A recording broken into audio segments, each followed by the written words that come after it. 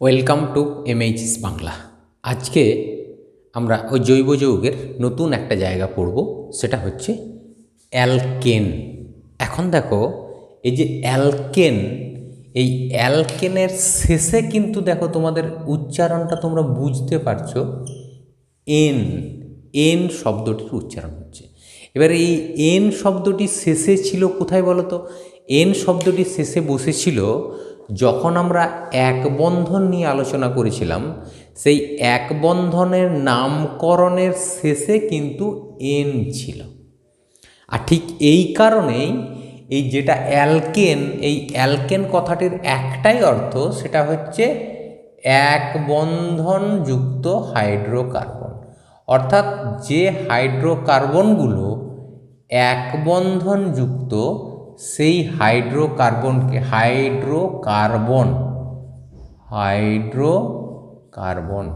অর্থাৎ এক বন্ধনযুক্ত হাইড্রোকার্বনকে বলা হচ্ছে অ্যালকেন। সেটা মিথেন হতে পারে, ইথেন, প্রোপেন, বিউটেন, এই সবগুলি কিন্তু এক বন্ধনযুক্ত হাইড্রোকার্বন। এবার এই যে এক বন্ধনযুক্ত হাইড্রোকার্বন, তার সাধারণ সংকেতটা কি হয়? এখন দেখো, এই সাধারণ সংকেত লেখার ক্ষেত্রে আমরা বলেছিলাম যে যদি এক বন্ধনযুক্ত হয় তাহলে কার্বন যতগুলি থাকবে, হাইড্রোজেন তার দ্বিগুণের থেকে দুটি বেশি থাকবে। অর্থাৎ এক বন্ধনযুক্ত হাইড্রোকার্বনের সংকেত হচ্ছে CnH2n, অর্থাৎ এনের সঙ্গে 2 গুণ প্লাস 2।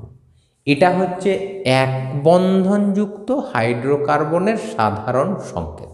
ওকে, এবার আমরা যেটা পড়ব সরলতম অ্যালকেন। তাহলে অ্যালকেনের মধ্যে সবথেকে সহজ বা সরল অ্যালকেন যেটা, সেটা তো আমরা জানি অনেকেই, সেটা হচ্ছে মিথেন। এইটাই হচ্ছে সবথেকে সরলতম অ্যালকেন, মিথেন, যার সংকেতটা হচ্ছে CH4।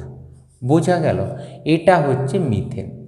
এবার আমাদের আজকের আলোচনার বিষয় হচ্ছে এই মিথেন সম্পর্কে। তা মিথেনের সংকেত আমরা পড়লাম, এখন মিথেনের এই গঠনটা আমরা একটু বলে দিই যে মিথেনের গঠন কীরকমের হয়। তা দেখো, তোমাদেরকে যদি বলা হয় মিথেনের গঠন, তাহলে মিথেনের একটা কার্বন পরমাণু থাকে এবং একটা কার্বন পরমাণুর চারদিকে 4টি হাইড্রোজেন পরমাণু থাকে।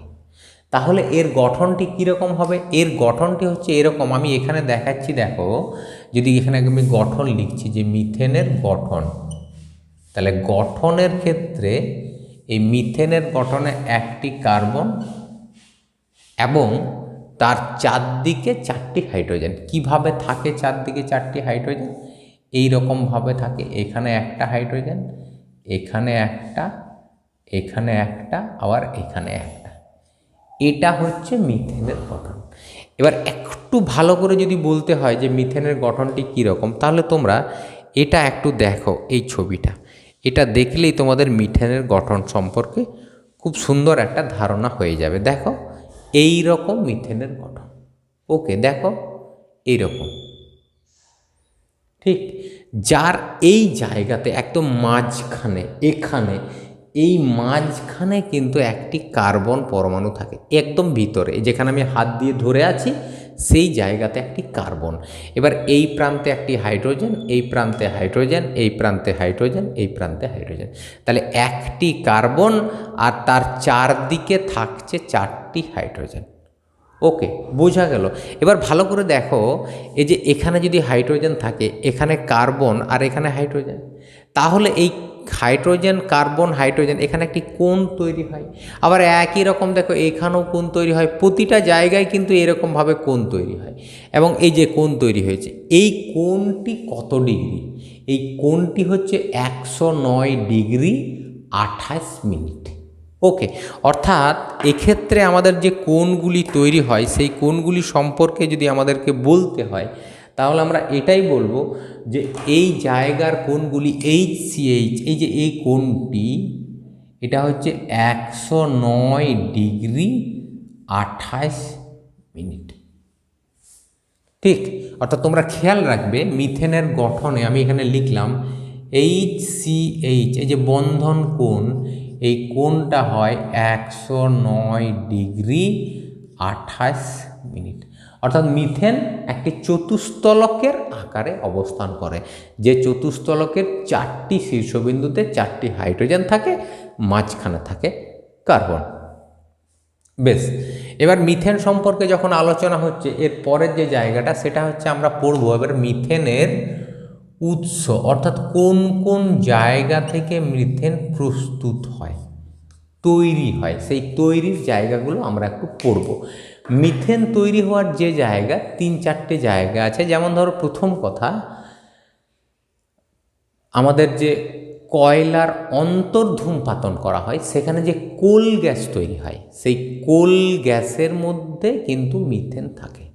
ওকে, অর্থাৎ কয়লাকে ধোঁয়ার সহিত যদি পাতন করা হয়, উত্তপ্ত করা হয়, গরম করা হয়, সেখান থেকে কোল গ্যাস উৎপন্ন হয়, আর সেই কোল গ্যাসের মধ্যে থাকে মিথেন। বোঝা গেল? এটা একটা। দ্বিতীয়, তাহলে প্রথম যেটা হচ্ছে সেটা হচ্ছে কোল গ্যাস।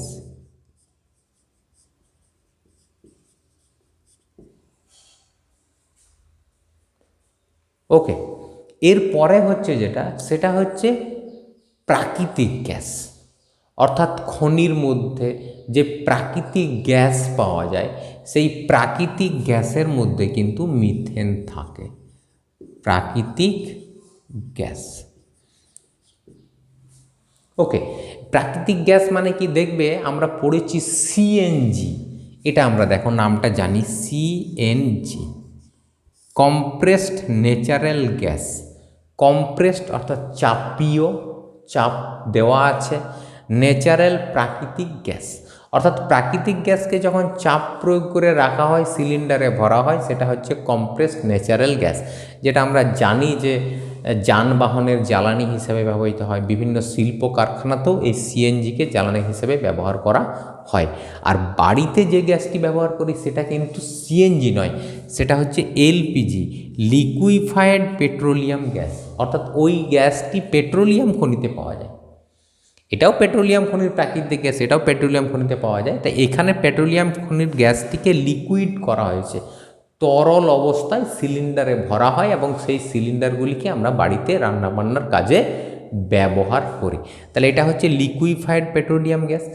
এটাই আমাদের বাড়ির সিলিন্ডার, এবং এটার মূল উপাদান কিন্তু বিউটেন, C4H10। অর্থাৎ এটার মূল উপাদান হচ্ছে এটা C4H10, কিন্তু যেটা সিএনজি তার মূল উপাদান হচ্ছে এটা মিথেন। তাহলে একটার মিথেন আর একটার হচ্ছে বিউটেন। বোঝা গেল? সুতরাং প্রাকৃতিক গ্যাসের মধ্যে যে সিএনজি ন্যাচারাল গ্যাস, প্রাকৃতিক গ্যাসের মধ্যে মিথেন থাকে। ওকে, এরপরে যেটা আমরা পড়ব সেটা হচ্ছে আর একটা উৎস আমরা বলে দিই। সেই দ্বিতীয় আর একটা উৎস হচ্ছে লতা পাতা পচা জলাভূমি। লতা পাতা পচা জলাভূমি, এখানেও কিন্তু মিথেন গ্যাসটি পাওয়া যায়।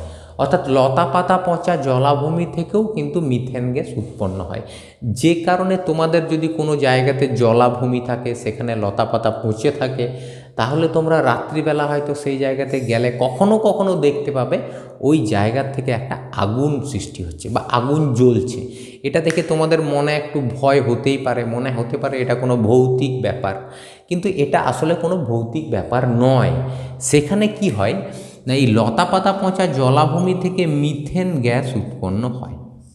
এবার শুধু মিথেন না, এর সঙ্গে থাকে ফসফিন, ফসফরাস ডাইহাইড্রাইড, এই গ্যাসগুলিও থাকে, যার মধ্যে ফসফরাস ডাইহাইড্রাইড এই গ্যাস খুবই দাহ্য গ্যাস। বায়ুর সংস্পর্শে আসা মাত্র এটি জ্বলে যায়। ফসফরাস ডাইহাইড্রাইড যখন জ্বলে যায়, ওর মধ্যে যখন আগুন সঞ্চারিত হয়, ঠিক তখন মিথেন গ্যাসটা ওই আগুনে জ্বলতে থাকে। অর্থাৎ এখানে আগুন জ্বালানোর কাজটি করে ফসফরাস ডাইহাইড্রাইড, আর আগুনটি জ্বলে কার মধ্যে? মিথেন। মিথেন গ্যাসটা আগুনে জ্বলে। এ কারণেই লতা পাতা পচা জলাভূমির জায়গা থেকে কখনো কখনো রাত্রিবেলা কিন্তু আগুনটি দেখতে পাওয়া যায়। এবার দিনের বেলা তো আগুনটি থাকে, কিন্তু দিনের বেলাতে সূর্যের আলো থাকার কারণে আমরা সেরকমভাবে বুঝতে পারি না, কিন্তু রাত্রিবেলাতে ভালো বোঝা যায়, যার ফলে এটা ভৌতিক ব্যাপার মনে হতে পারে, কিন্তু এটা কোনো ভৌতিক ব্যাপার নয়। বরং এই ঘটনাটাকে বা এই যে আলোটা দেখা যায়, এটাকে অনেক সময় বলা হয় আলেয়া। অর্থাৎ লতা পাতা পচা জলাভূমি থেকে যে আলো দেখা যায় সেটা আলেয়া, এই আলেয়ার মধ্যে মূলত যে গ্যাসটা থাকে সেই গ্যাসটা হচ্ছে মিথেন, CH4। বোঝা গেল? তাহলে এটা হচ্ছে মিথেনের উৎস। এবার আমরা যেটা পড়ব সেটা হচ্ছে মিথেনের একটি বিক্রিয়া সম্পর্কে আমরা এখন পড়ে নেব, অক্সিজেনের সাথে মিথেনের বিক্রিয়া। এবার অক্সিজেনের সাথে মিথেনের বিক্রিয়া কীরকম হয় একটু দেখো তোমরা, খুবই সহজ অক্সিজেনের সাথে মিথেনের বিক্রিয়াটা। দেখো আমি এখানে লিখলাম মিথেন CH4, ওকে, তার সঙ্গে অক্সিজেনের বিক্রিয়া হয়েছে।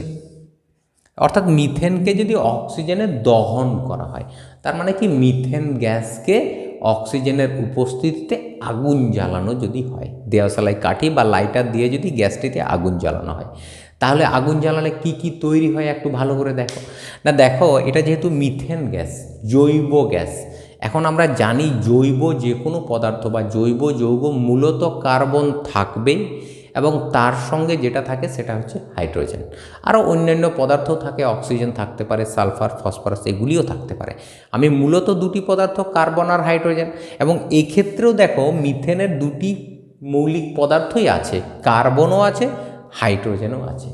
তাহলে এবার যদি আগুন জ্বালানো হয় তাহলে কার্বন অক্সিজেনের সঙ্গে যুক্ত হবে, কার্বন যদি অক্সিজেনের সঙ্গে যুক্ত হয় তাহলে তৈরি হবে CO2 গ্যাস।